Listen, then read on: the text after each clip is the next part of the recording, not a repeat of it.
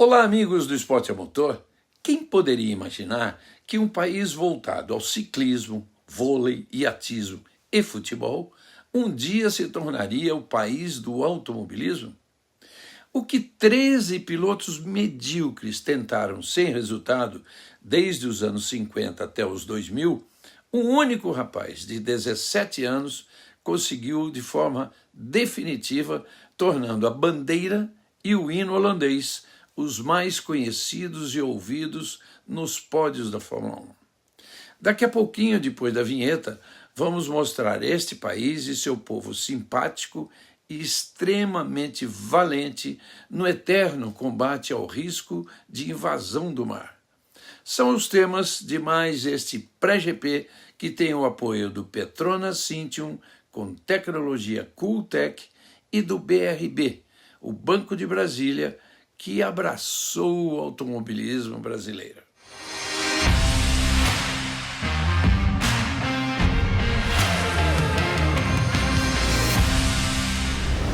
A Holanda é um país pequeno e com a maior densidade populacional da Europa. São 487 habitantes por quilômetro quadrado.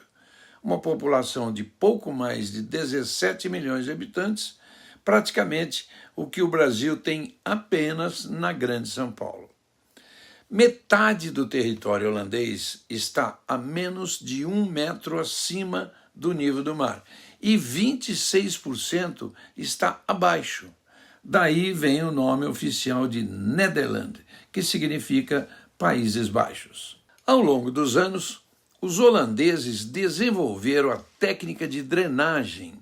A necessidade os obrigou a aprender a erguer o solo para aumentar a quantidade de terra firme. Assim, foram conquistando porções de terra através da construção de diques, isolando trechos do litoral. A água do mar represada foi transformada em terras férteis, a princípio mantidos por um sistema rudimentar, mas que já demonstrava a capacidade criativa do holandês. A água era bombeada pelos moinhos de vento. Com o tempo, foram surgindo outras tecnologias, as bombas passaram a ser acionadas a vapor e no começo do século XX vieram as bombas a diesel, que atualmente são elétricas. Paralelamente a este genial sistema milenar de drenagem, usando uma espécie de hélices para acompanhar a direção do vento, veio o projeto mais ambicioso, a construção do maior dique do mundo, uma barreira de 32 quilômetros de extensão que vai até o fundo do mar. Construída pedra sobre pedra, demorou 5 anos para ficar pronta, e o último trecho foi fechado em 1932, apenas 81 anos atrás. Existem ainda moinhos de vento. Atualmente, são cerca de 1.200 no país todo, e acabaram se transformando na principal imagem da Holanda, junto com os tamancos, usados por grande parte da população, especialmente os jovens, e as tulipas, cultivadas no terreno plano, que ocupa a maior parte dos 40.833 quilômetros quadrados, que é a área total do país. Os holandeses também foram expedicionários descobridores. A Austrália e Nova Zelândia, por exemplo, são alguns dos territórios descobertos por eles, em 1606 e em 1642. A Austrália foi batizada inicialmente de Nova Holanda e a Nova Zelândia foi batizada em homenagem à província holandesa de Zeeland. O Brasil também foi alvo. Em 1630, os holandeses invadiram e ocuparam o território que hoje é o estado de Pernambuco, no Nordeste brasileiro. Bons navegadores e com uma área tão pequena no país deles, os holandeses buscavam se expandir. Esportes aquáticos, outra paixão holandesa, projetou uma pequena vila pesqueira chamada Zandvoort, distante apenas 26 quilômetros de Amsterdã.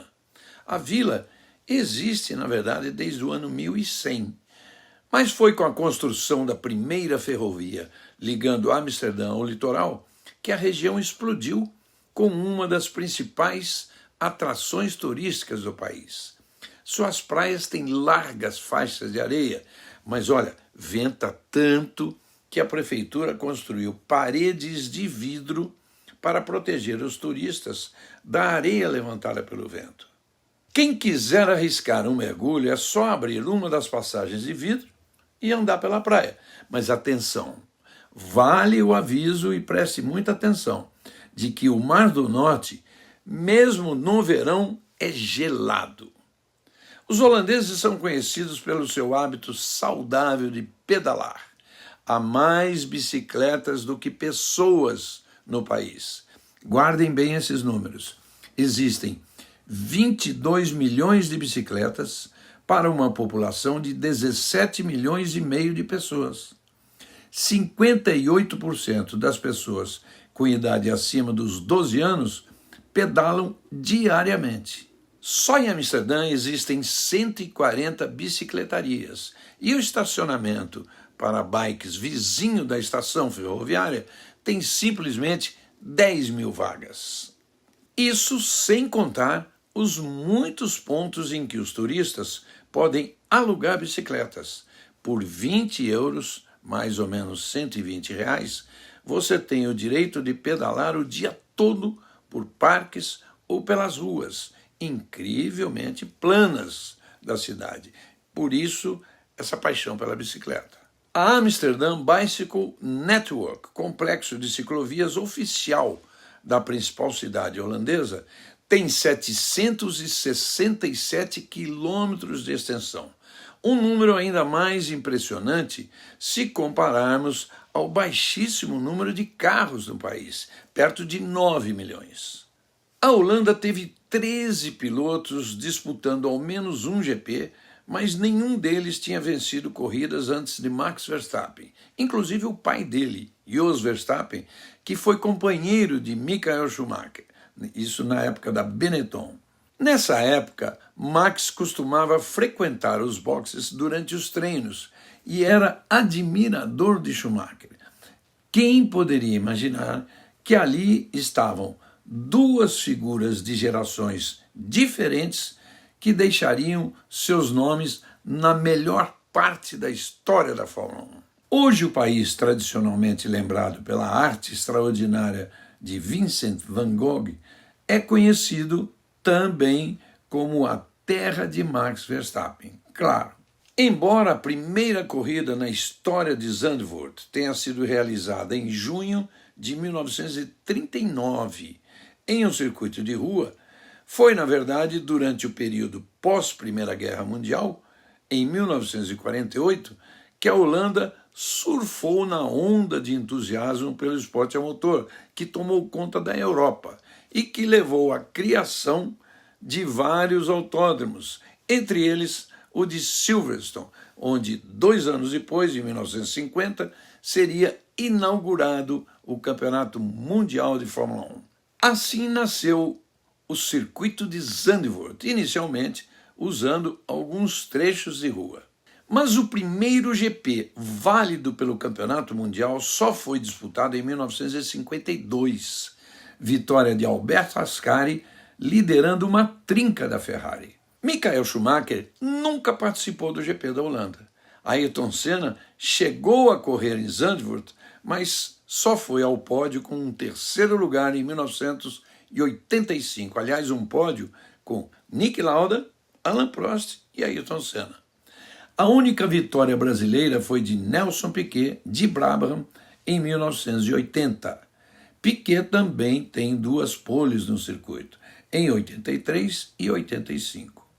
O maior vencedor do GP da Holanda é o bicampeão mundial Jim Clark, com 4 vitórias, nos anos de 1963, 64, 65 e 67. Jack Stewart e Niki Lauda são os que têm 3 vitórias cada um. Outros nomes famosos com mais de uma vitória na Holanda são Alberto Ascari, Jack Brabham, James Hunt, Alain Prost e, desde o ano passado, Max Verstappen já entrou nessa lista. 2 vitórias e um grande favoritismo para conseguir a terceira este ano. Nos 2 anos de GP da Holanda na fase atual, a festa foi plena. A torcida sob nuvem de fumaça laranja, gritando o nome do ídolo. Hoje, um bicampeão a caminho do tri. A pista, agora com 14 curvas e 4.259 metros, mais curta do que Interlagos, é totalmente nova.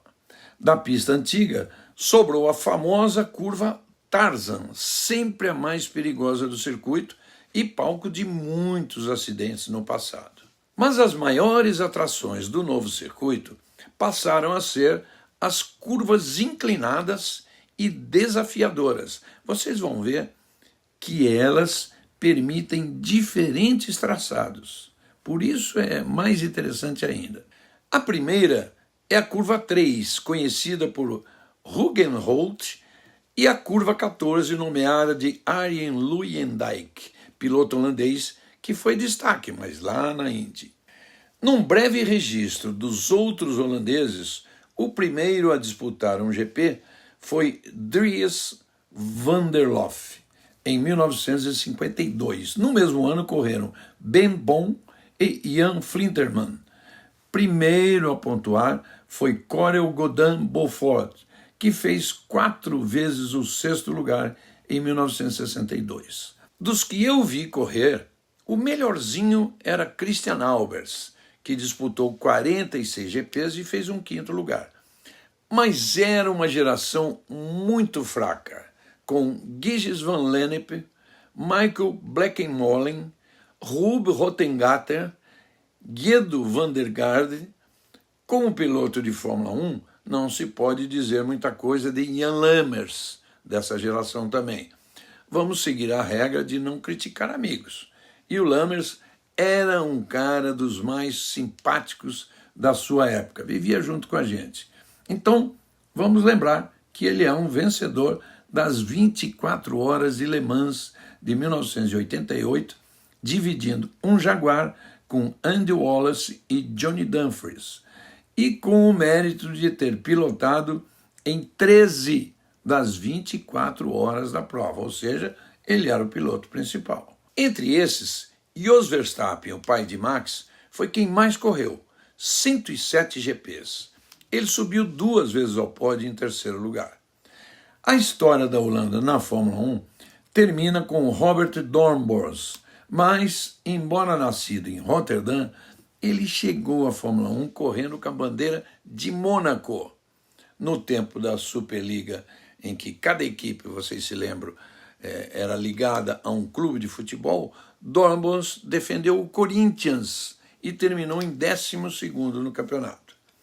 Por último, a Holanda teve um piloto chamado Rob Slotemacher, que disputou apenas uma corrida, mas ficou famoso por ter dublado Steve McQueen em algumas cenas do filme Le Mans, de 1970. Max Verstappen está cada vez mais próximo de se tornar tricampeão. Ele tem 314 pontos, 125 a mais que o vice-líder Sérgio Pérez. Daí para trás a briga promete. O Fernando Alonso está 40 pontos atrás de Pérez e o Alonso tem 1 ponto de vantagem para Lewis Hamilton. Quem será que volta melhor depois das férias agora? A Aston Martin ou a Mercedes? Mais briga equilibrada daí em diante. Charles Leclerc e George Russell empatados em 5º com 99, Carlos Sainz 92, Lando Norris 69, mas com a McLaren no seu melhor momento, Lance Stroll 47 e outra briga boa pela 10ª posição entre Esteban Ocon 35 pontos e Oscar Piastri 34. Para a Red Bull fechar mais uma conquista de campeonato de construtores, falta muito pouco. Hoje ela tem 503 pontos contra 247 da Mercedes-AMG Petronas. Já é mais do que o dobro, e a vantagem tende a crescer. A Aston Martin perdeu de vez a vice-liderança, agora com 51 pontos atrás da Mercedes. E ainda corre o risco de ser alcançada pela Ferrari, que está apenas 5 pontos atrás. Tudo depende de como as equipes vão voltar agora das férias. A McLaren evoluiu muito, mas ainda está bem atrás da Ferrari. Só que ainda faltam 10 corridas. A Alpine está em sexto com 57 e completam as 10 primeiras. Williams e Haas empatadas em 11 pontos, Alfa Romeo 9 e Alfa Tauri 3 pontos. A programação do fim de semana é praticamente a mesma das corridas europeias. Parece que tem uma pequena diferença. O primeiro treino livre, amanhã, começa às 7h20 da manhã. O segundo treino livre, às 10h50. No sábado, a Fórmula 1 entra na pista às 6h20 da manhã para o terceiro treino livre. Depois vem a classificação para definir o grid às 9h30. No domingo, a corrida começa às 10h, mas nós estaremos no ar para São Paulo às 9h e para toda a rede nacional às 9h30. É muito automobilismo no fim de semana. Jornal da Band na segunda e o nosso Batendo Roda com o Rubinho Barrichello também na segunda às 18 horas. Ontem eu tive um podcast com o Tony Canaan, que é um cara espetacular, a gente riu muito. E eu vou tentar trazê-lo mais vezes para o Batendo Roda. Ficamos então por aqui e com encontro marcado na sexta, sábado e domingo na tela do Band Esportes e da Band. Um grande abraço a todos e vamos para as corridas que já estamos com saudades, não é mesmo? Um abração, até mais e ótimo fim de semana, ótimas disputas, ótima corrida.